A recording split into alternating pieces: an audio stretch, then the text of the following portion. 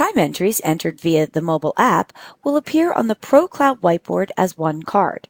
The time card will show the date for the entries, a total of the entries in hours, and the employee the entries are for.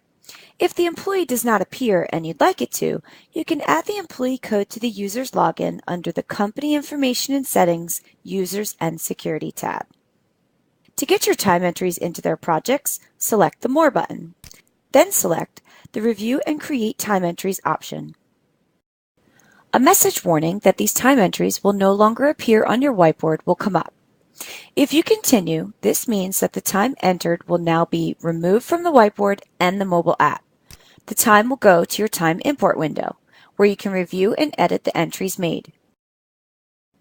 Any entries that show in red will need to be fixed prior to recording them to their projects.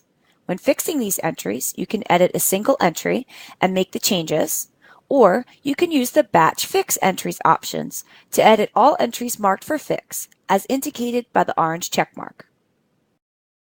When editing a single item, highlight the entry and select Edit. Here, I will select the proper activity for this time entry and then select OK to save it. If you want to use the Batch Fix, be sure only the entries to fix are marked as so. Then, select the option you wish to update, and in this example, the project to use. Once done, select the Update button. To continue, click Yes. A message to confirm that the entries were updated will appear. Select OK. Once all of the entries are ready and marked for import, indicated by the green check mark, you can then select Record to Projects. This will now create the time entries in their respective projects.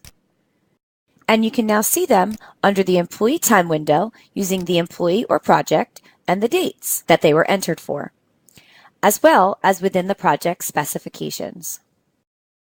To review more tutorials and search our knowledge base articles, please visit our Help Center under the Support menu of designmanager.com.